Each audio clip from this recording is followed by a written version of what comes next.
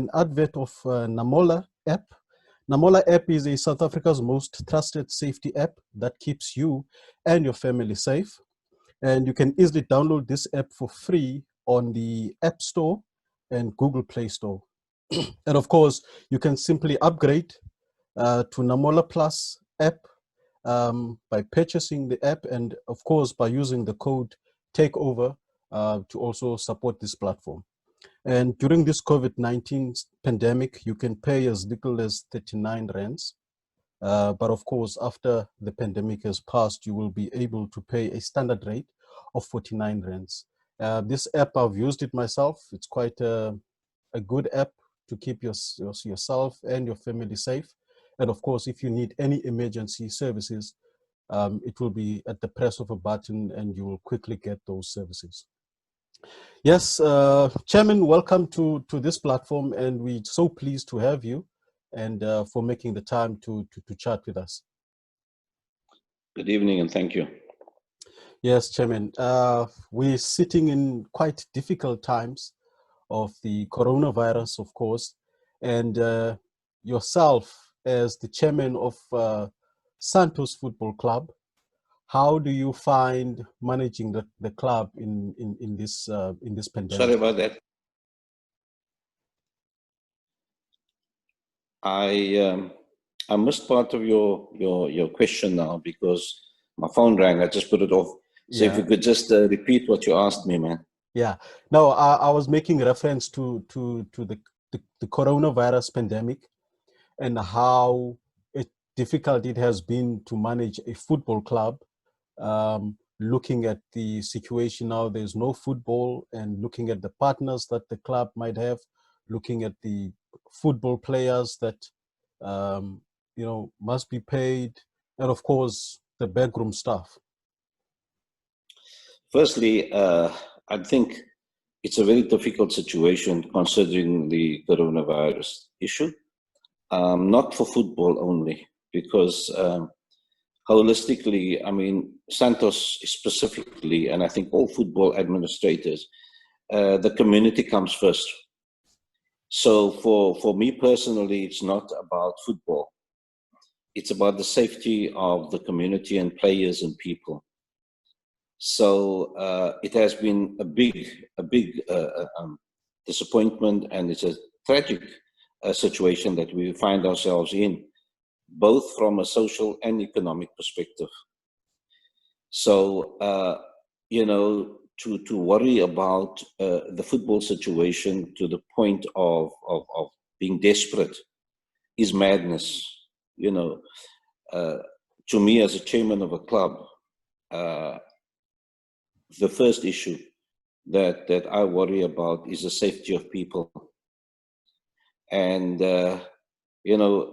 the position that our clubs are at the level where we are playing, we are amateur footballers in the first place. No matter what anybody wants to tell you, if you give a little bit of a statement here and a statement there, but it's amateur football, PSL controls professional football. So when people start worrying about salaries and wages and desperation, then me personally as a football person, I find it strange, because I think we need to understand why we're in this game. And fortunately, I come from a very rich history of football, and people are from the community where clubs like Santos and many others started because of the community, keeping kids off the street, drug abuse, non-abuse of women, children, and sexual violences. Those are the things that we actually got involved in football for. And maybe the pandemic has reawoken people to understand why we're doing and why we're playing the sport. Because everybody thinks it's some business that's being driven in madness. But in actual fact, it was a social responsibility program and a social upliftment that we are interested in. So as difficult as it is, I mean, for now, there's no basic contact with players. There can't be contact with administrators, really. People can't have proper meetings. Zoom meetings are fine. This type of thing is fine. But the interaction of people and the influences, it's basically non-existent.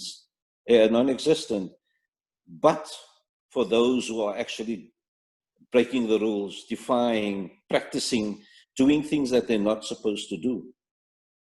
So from a Santos perspective, we will promote what the government and what the rules are. We've done this the same in the game of football. We have never violated the rules and regulations in integrity of what sports stands for and what the Constitution stands for. That's why we've never been involved in any form of disputes in terms of corruption, you name it.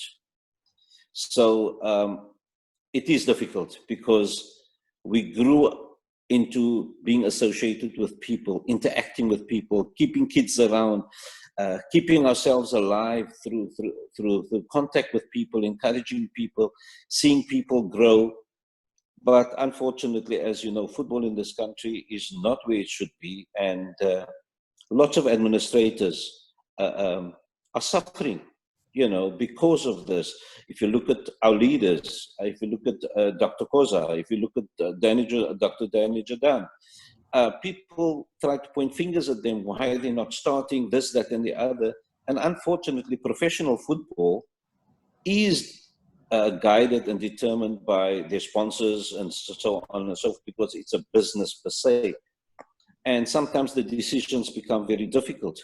And even from a financial perspective, I mean, if you look at people, I mean, when Santos was in the PSL and I was sitting in those meetings, there were many times that I said to the chairman, Mr. Chairman, it's by time that you do something about telling people what kind of money individuals are losing in this game, how much they are giving, because people see these beautiful figures, but they don't realize how much it costs, what what people have to worry about. You know, I mean, the pandemic is here. It's something that affects right next to us. I mean, Santos have lost very close people that belong to the club, that has served this club for many years. Just last week, we lost the late Bobby Slosher's wife to COVID. A couple of weeks before that, we lost Mr. Majid, who was our general manager, and his wife, you know, and there are many others, you know. So really speaking, it's a real thing that we all have to accept and respect. If you don't respect this, we can have many more deaths. So the game of football is part of our social upbringing, and it brings people together. But like the church, like the mosque, the sacrifice had to be made there. We can't go in numbers. We saw what happened in Bloemfontein after that funeral. So we must respect it. So for me, football becomes secondary. You cannot have football if you don't have people to play the game. So if we're all going to die out and be crippled and families are going to be destroyed because parents are dying, you know, it's not going to help us. Absolutely, Chairman. And I think, you know, this pandemic has brought us to a standstill, and it has taken people closer to many of us. And therefore, you know, the psychological aspect to it is also going to be something that we're going to have to deal with it later on. And looking at the environment, I mean, you've mentioned closer people that have played a role in Santos Football Club. And I mean, to those families, you know, we send our condolences, and correctly so, that we need to observe social distancing. We need to observe all the relevant protocols that have been issued by the government, of which they will at a later stage give us the direction as to, you know, where are we going, and how are we going to live our lives, and of course football, how is it that going to be you know, controlled and managed and implemented for all those activities to take place, Chairman. Chairman, having delved into this issue, you know, have you have you lost any partners in this pandemic? I mean, we understand that football is run by business people, and the business people, they dig actually into their own pockets. Well, you know, it's in any way case. I think most clubs, including some in the PSL and GladAfrica, they don't even have partners. And for very many years, individuals and families have dug into their own pockets. That's one of the reasons I always said it must be shown that, you know, there's perception out there that people who are owners or chairmen, as I call myself, I don't call myself an owner per se, that they've put their money in and they dig from all over the show.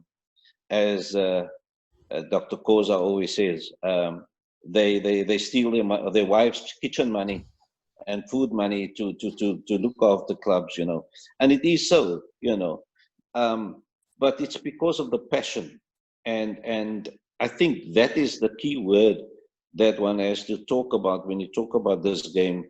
And if you use the word passion, then you will have passion towards your fellow human beings, and your first priority will be the well-being of those people.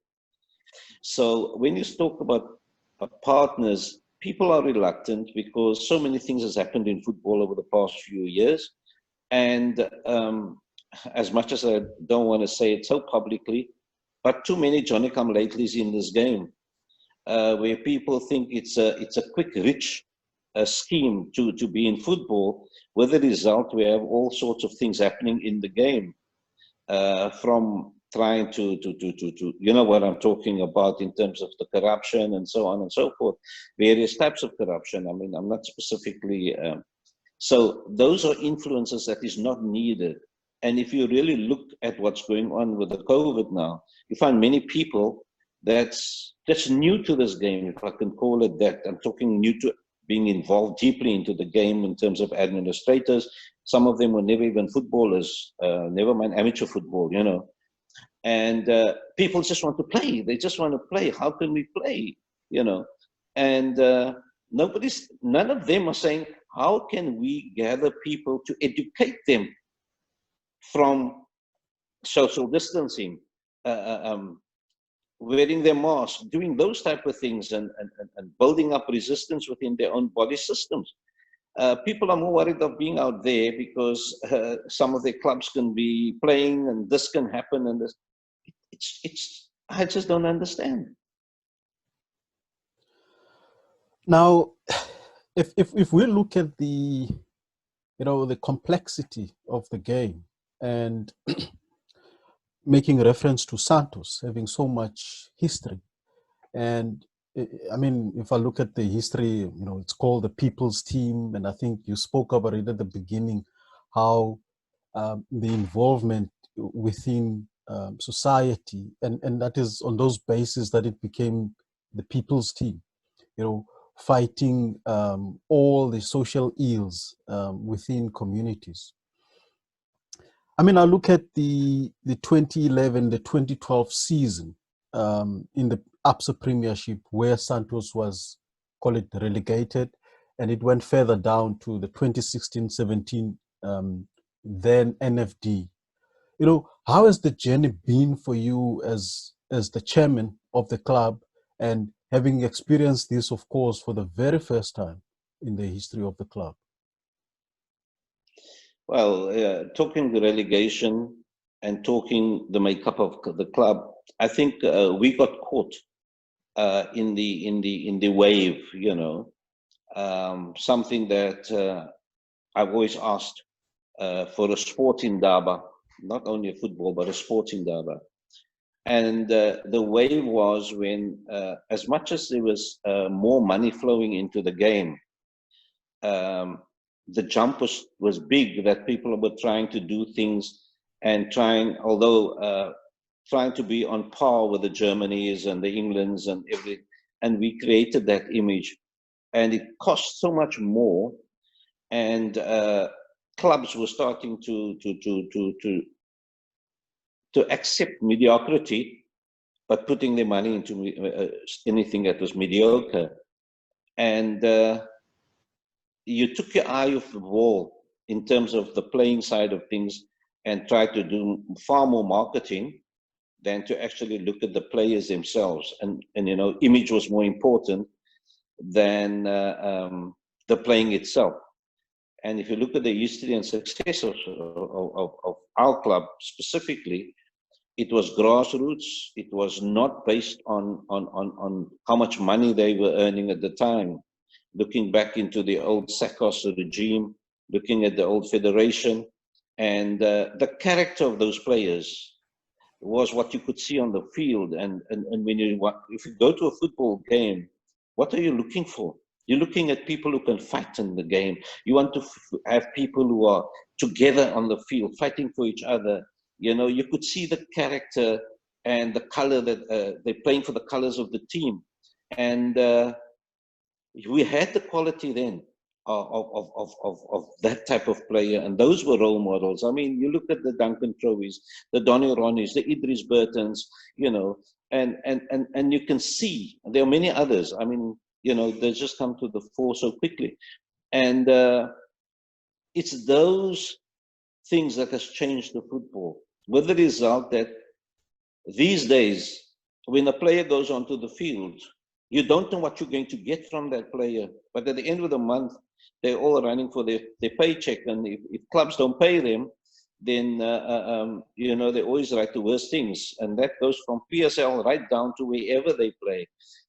Or when they played for clubs for 8 years, and after they're not doing the business, then they talk about the worst things about clubs and chairmen and members of those clubs. And I do believe that the negative of COVID can turn into a positive if everybody says, you know what, we know the world order would change. There's a new world out there. We're going to have to live differently in most of our ways. Why not get back? It's not a step backward in the case of backward, but let's go back to those things that made us successful. Let's start all over. You know, every Dick, Tom, and Harry comes to you and says his child is the best player in the world, and he demands a paycheck, and his child hasn't even got the basics. But because of desperation, people sign those players. And unfortunately, we as clubs haven't sat down together and said, what is our love? What is our real love? Our real love, well, mine is the game of football. The people who play football. I always dreamt of sitting in the stands and just being proud to go home after a beautiful game of football, win or lose, where you go home and you say, that was a great game. I've seen this and I've seen that.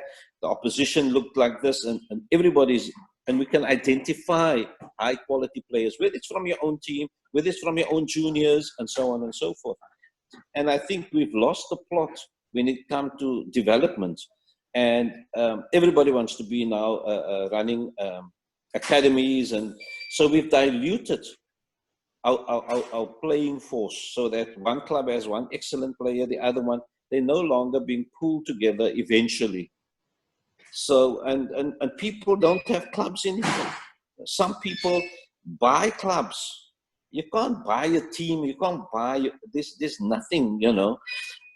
You've got to build players, and this is why, if you look at the history, you mentioned Santos. If you go back to Santos players and the old regime, or you look at older players from clubs that existed during that period, you'd find that those players grew up in those clubs. They did, and this is why, if you're asking me the question about relegation, promotion, I'm not blaming it entirely on that, you know, but I'm talking from a playing perspective. Players, they don't die for you. I was very, very surprised, excited, and I felt very good for Maritzburg last year, because there were players who had already signed for other clubs, but they were sweating blood to save relegation for Maritzburg. Now, that was the quality of players we always had, you know, and I think the country lacks that kind of players now. You don't find them. And that is why, if you look at our national teams, senior team, there's nothing. We can't compete. We can't compete. We don't look hungry. We don't give the effort. We think we've arrived. Chairman, that is, I think that hits down to the level of talent identification, the level of recruitment, to the level of the ethos. If I look at Santos now, how it was established, and that's how those players walk in, and that's how those coaches, they walk in into that.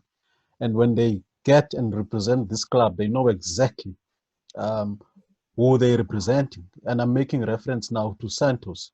But it is applicable to all the clubs. And making reference to the purchasing of of a status. And I mean, I got a lot of questions when I said we're gonna have a conversation with you, where people are asking, when are you purchasing the status?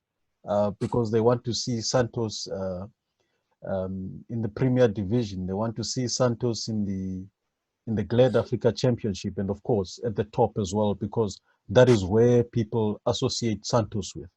Now, having this in mind, Chairman, what is the biggest plan that you have for Santos at the moment, looking at the long term and also looking at the club structure, which maybe you can share with us? How does the club structure look like? Because in the division that you find yourself in, there are more teams than the actual clubs.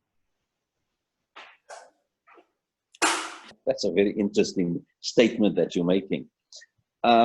Yes, look, obviously, one of the problems I've highlighted earlier is the fact that people can purchase franchises without even having had a club, and so on and so forth.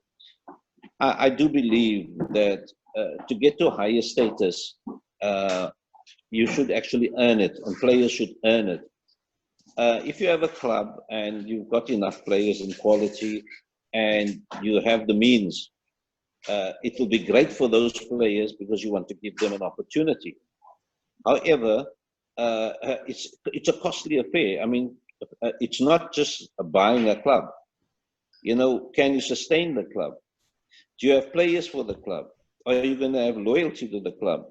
And I think money and has changed the way we play this game in this country, because now you find that a whole Cape Town can have a whole team with one Cape Townian in it, you know, because people are bringing people from all over. And I think that's where we lost our support. You know, if you go to Leopards, you know that crowd is Black Leopards, and they are from Toyanu, and they want to see their team. But that's one of the few places. Bloemfontein had it, and so, but there's not many places you find, because people are not loyal to the area. They're not from that area. There's no players they identify with. And I think that is part of what I say went a bit wrong for Santos to a point, you know.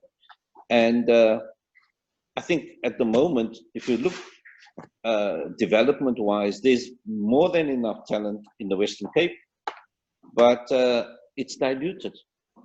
And maybe everybody's intention is not the same. You know, everybody thinks it's easy, and it's not easy to run a club. People think, I always think back and I say, I don't know how I was swimming with big fish, because where I come from and what I have and what I've had, I can't think how I coped with the club for 16 years in the Premier League and so on. But I think quality in terms of players, dedication and loyalty is 60 to 70% of this game. The financial aspect can always come, and being organized, you know. But the minute money started coming in, the demands of people became big, and the delivery wasn't as big as the demands, with the result that, you know, you come short. Yeah. Now, Chairman, how would you, if you look at the league that the club is finding itself in now, um, how would you rate this league, considering that you've spent most of the time in the top division, and To be honest with you, mm,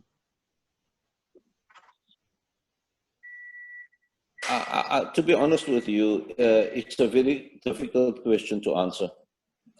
You know, when somebody asks you, how do you compare and how do you judge, the playing fields must be sort of level. You know, you might have a macro, a micro of a macro. So, but it's not like that, because if you look at the way it's organized, the way people prepare at the fields, if you play at home, it's not the same as the conditions in the GladAfrica. It's not the same as the Premier League. It's the same as now with COVID. People are talking about having to start soon, for example, and a lot of them condemn me for saying what I'm going to say again to you now. My point is very simple. What are we talking about here? I say we're talking about human beings before we talk about clubs. Now, what is the difference between a player in the Premier League,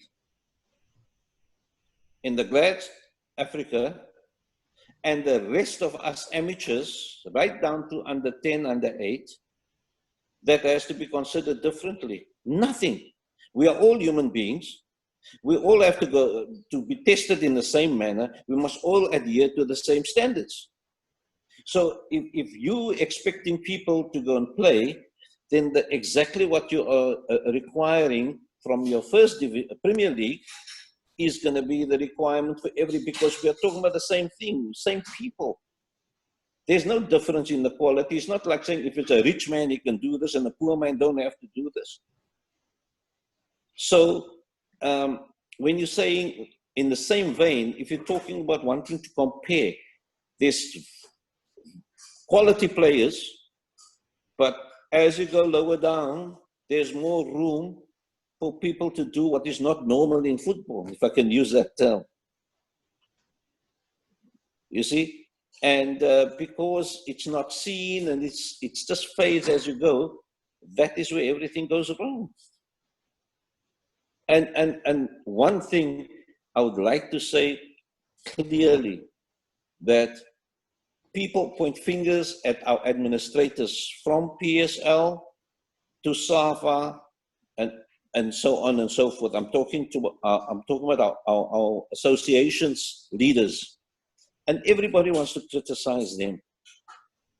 But the problem lies with the people that's in the clubs that's not doing justice and making their lives difficult. We can't expect other people to make decisions when we should also lead them. We want to have a vote, but we don't want to do the thing.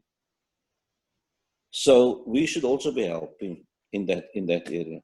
absolutely, Chairman, because the status of the league and its professionalism, it also depends on the clubs. It also depends on the chairmen.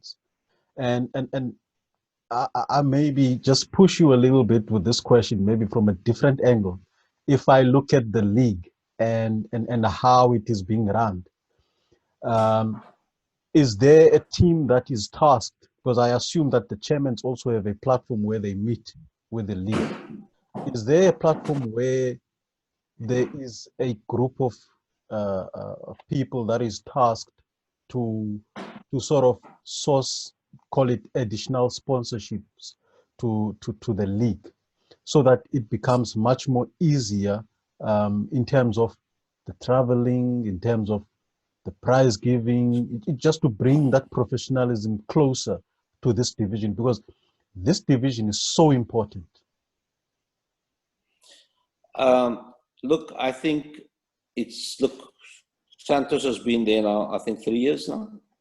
And I think slowly people are trying to drive and to find something in that direction, to set up structures But as you know, we've all been going through difficult times in this country in our footballing and other sporting structures as well. And that is very, very important. And I think sponsors themselves has been difficult to get. Again, it's all about people wanting only commercial value. Sponsors want to see their name out there, they want their returns. But sometimes returns can be social upliftment. If you see, it's like when you look at players that I talk about, the Rodney Rayners, Donny Ronnies, Duncan Croweys, Desmond Croweys, Stephen Hendricks, I can name you off by heart, and Idris Burton and so on.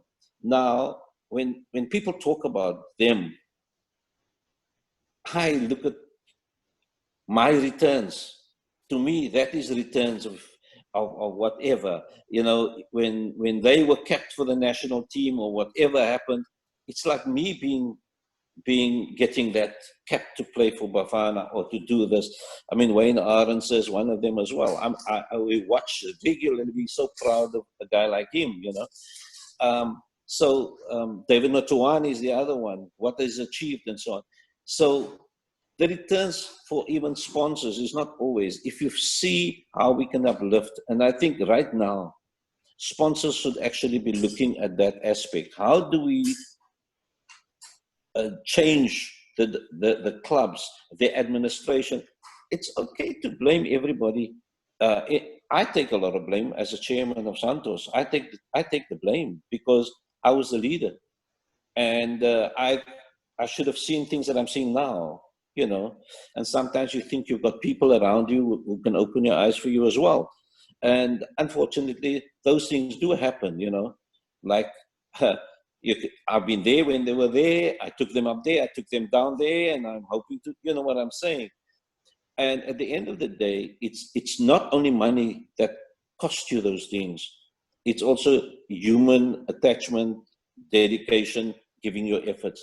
So sponsors must look at what the returns are. And I do believe what you're trying to allude to is that we have to find a group of people who look out there.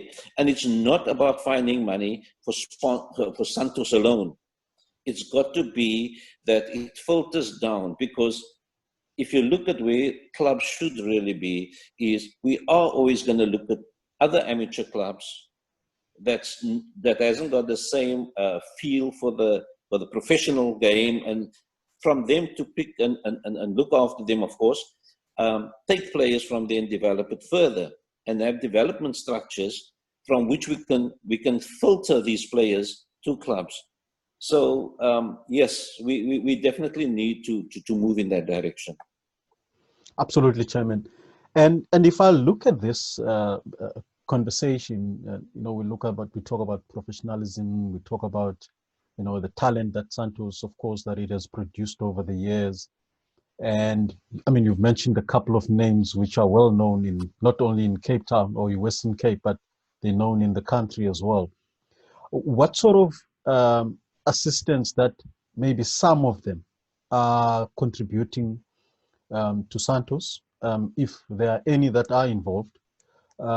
And, you know, are we looking at seeing more, call it, of your kids, sort of bringing back that experience and assisting maybe in the development structures, maybe assisting in the club structures, or the guys that you have currently, they're adequate?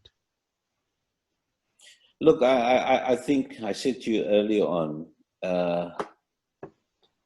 not the positive, but what has happened and opened our eyes through COVID-19 is the fact that the whole world needs to change.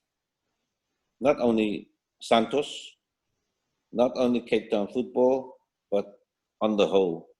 And I do think that restructuring and re-educating, if I use that term, is going to be important for football to be better. And whether it's the top professional clubs in the country, whether it's Santos, and if it's clubs that's only got Super League teams, we all need to be administratively stronger. And when I say stronger, it's sad to make a reference, but you did open the thing by referring back to SACOS. And deep in my heart, and I've made the statement before, that we have to revert back to the dynamics of the SACOS era, because we produced very good administrators. We taught young people how to run meetings, from junior meetings upwards. And based on that, I think if we follow the teachings of SACOS the way it was, and we will get back that type of strength, and the club will have that type of coaching, because coaching must be from the heart and not from the pocket, you know. And I might as well say it here while I'm on this line with you. It's the same that I felt about, we have to go back to the principles of the UDF. That's my political cap that I'm putting on now. Because during that era, our leaders had integrity and honesty, and they operated in a manner that could promote and do things the way we did politically, where we could trust people and we could stand together in the same way that we want coaches who's there for wanting to help kids and people to better themselves, not to find out first how much they're going to earn before anything else. Speaking about that, Chairman, because this cuts right across the training of administration, and you put on your political cap there, and we understand that that is how it was. That was the principle. You go through that education system so that when you reach that top, when you reach the pinnacle, you become a complete leader. Now, taking it into the sport context, because you know, there's always a correlation between the politics of this country and how we are shaped and where we're coming from, and how our future then has been laid out based on those principles. What has been the challenge that we've missed that along the way? Because before, you used to have a credible sports administrator, and that sports administrator has gone through the training. And for them to be able to lead a club, and I'm sure you've attended those courses yourself, that you became this leader that you became, you know. So how did we end up with people coming via the back door? Well, look, I must admit to you that our training wasn't necessary courses. The leaders of the time took us under their wing, and because of their integrity and their honesty and the visions that they had, they trained us accordingly. And we must accept that in the 90s, post-apartheid, too often we thought we've grown overnight. And we were taking positions which we were not ready for, and we were giving positions which people were not ready for. So obviously that, unfortunately, was a very hard lesson that we all learned. And then obviously one of the biggest problems that we do face in the country is the expectancy that things are just going to fall in our laps. And then everybody started thinking they must earn and they must get and they must do this, and there was no hard work put into what was being achieved. Whereas in the previous times, Santos, again, I can only use that as an example at the moment. I know about the history of other clubs as well, but our guys, and I mention again, the same big names that we all know today had to go in and put up lights in Nederveld. They had to come from work, go and take those lampposts and put it up because we got electricity from somebody's house. But it wasn't a kit man or somebody who was there to do that. The players came, took the thing, put the lights up, then they went to change themselves and get stripped and so on. Now, today, your player doesn't know what it is to be an apprentice. You know, when people talk about, we always want to compare ourselves with Europe and everywhere else. But when the guy was an apprentice there, he used to clean the boots of the senior players. Today, one of your young players walk in, he doesn't greet his senior players. Now, it might look small to some people, but from the history, from where we come, from looking at successful players, that is where it happens. If you don't see a senior player to look up to, then there's something wrong with the young man. And that comes from being boosted too early. This brings me to the life skills. I've spoken to a couple of people, and of course, I think I had an interview as well with the coordinator of the league, the ABC Motsepe League. But it was such a broad question because it deals with the life skills of how we, because this is part of football development, how we look after the human being, which is a football player in this case, which happens from the LFA level. You know, when you see them playing in the professional league, you see a final product in all aspects.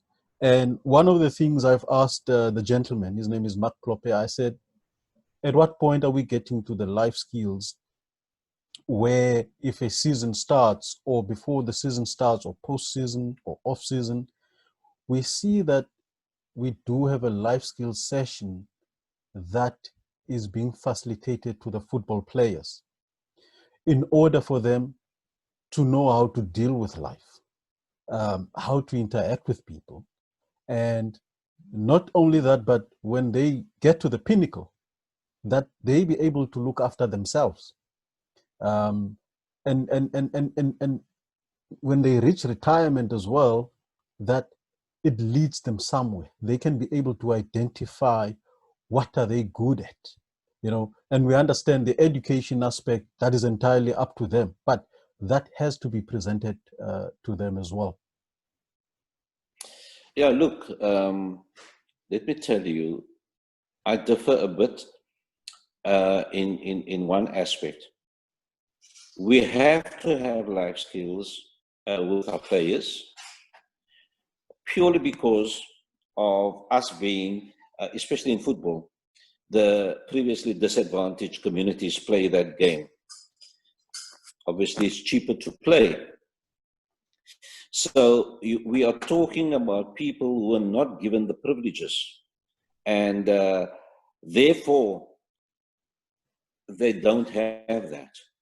So we have to do it through football, because that's why we actually, like I said to you, we're there to uplift our people. It's a social responsibility program.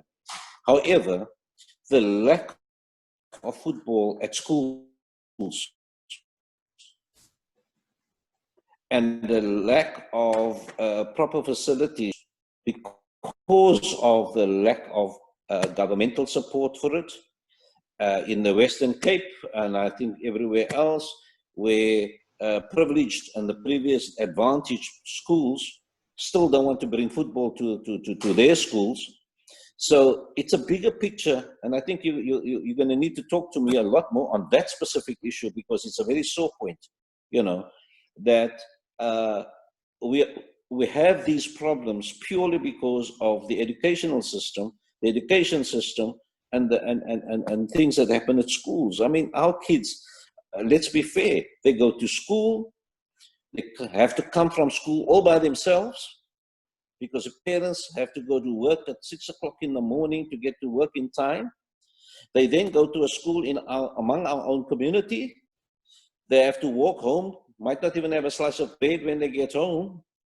Then they have to wait till 5:30 or 5 o'clock to get a volunteer who's coaching them to come from his work to quickly give them some coaching. Now let's look at the privileged schools and the privileged kids.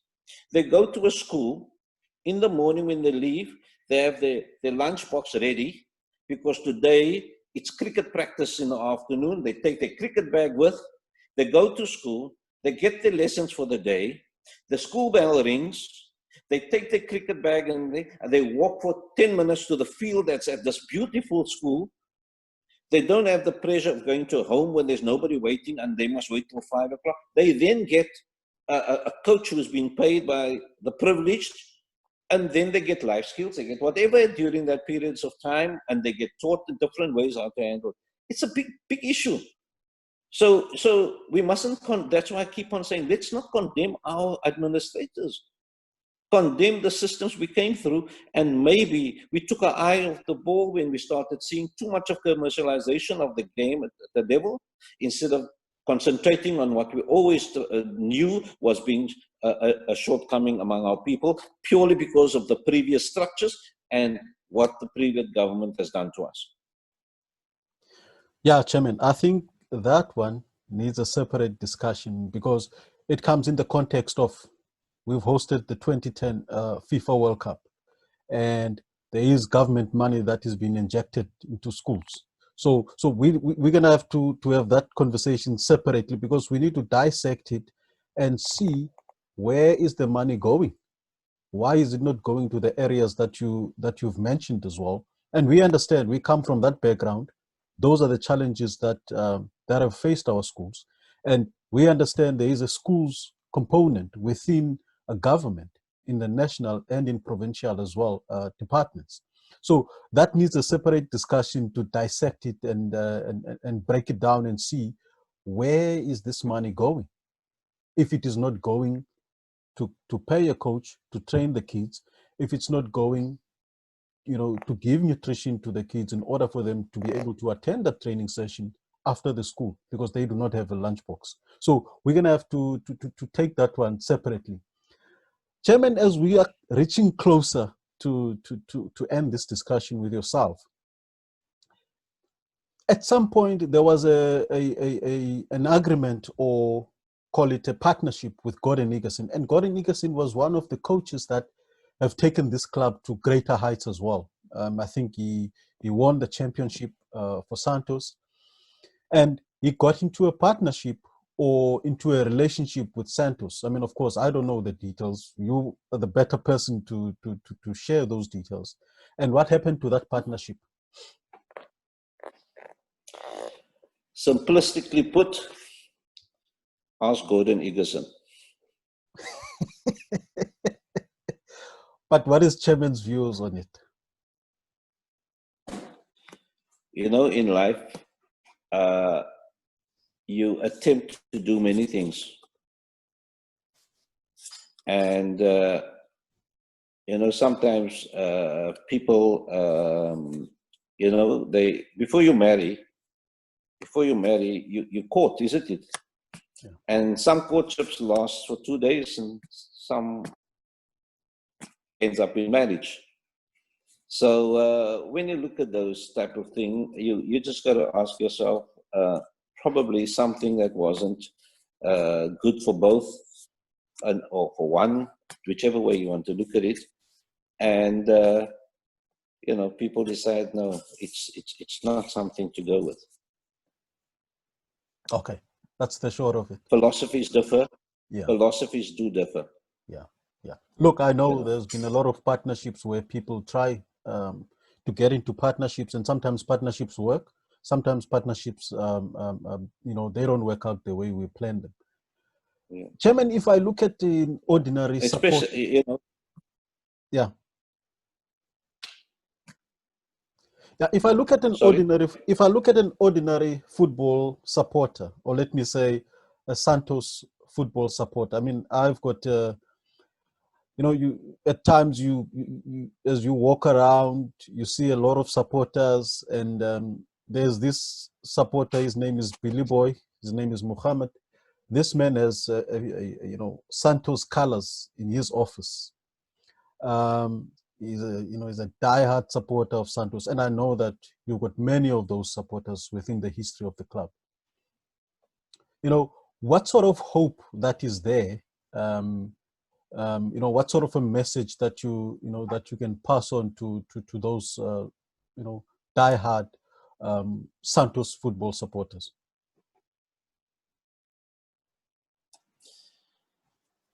The message I can say to them is, there's only one God.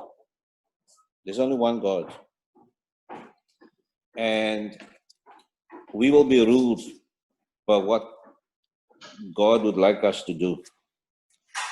And we will follow the rules of the scriptures, be it from an Islamic perspective, be it from a Christian perspective, be it from the Torah, Bible, Quran, you name it.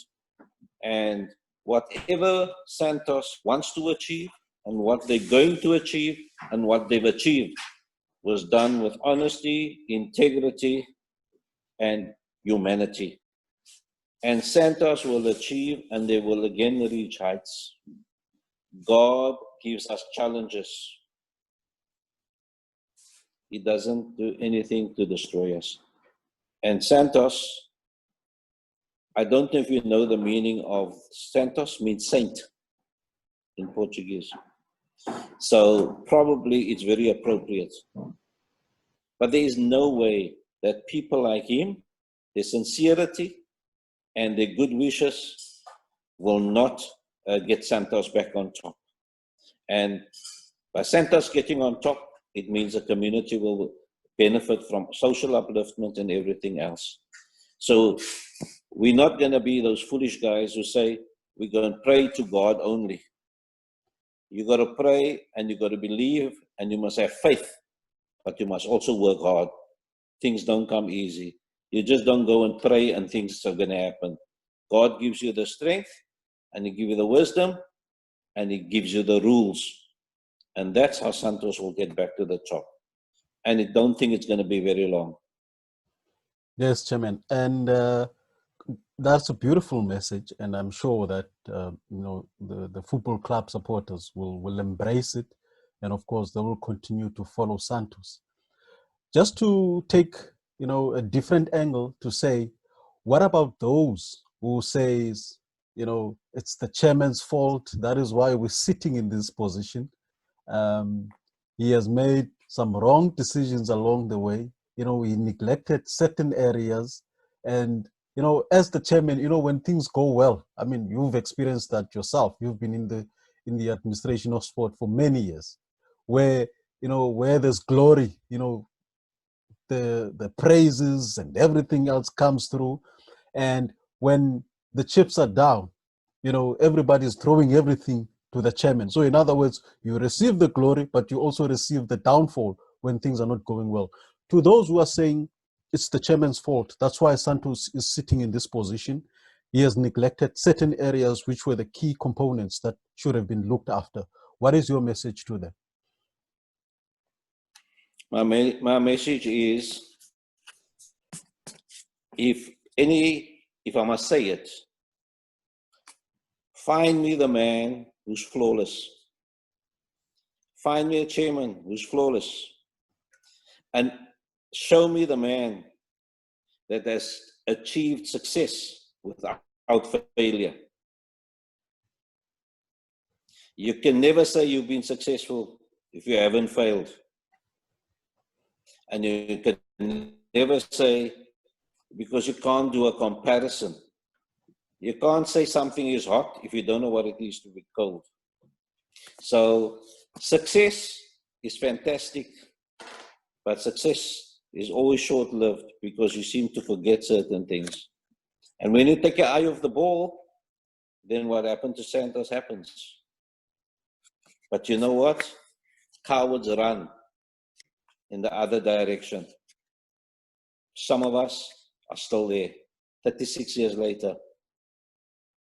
So something must be right, despite all the stress and strains, but fighters fight. And some of them are bruised, but they get up and they fight. Chairman, thank you very much for your time, and we really appreciate it. And I hope our viewers have enjoyed this chat as much as I did. And we wish you everything of the best, and we will keep on tracking and following Santos as well. Thank you very much. Thanks for having us. Thank you, Chairman. Okay. That's the chairman of Santos Football Club, Mr. Goolam Allie, taking all the time to have a conversation and just to share what's currently happening at the club and where the plans are. And I mean, we've asked him as well some critical questions just to find out, where Is the club going to go, and what has happened? And he has shared that. And of course, we will join you soon for another interesting interview. We'll see you soon. Goodbye.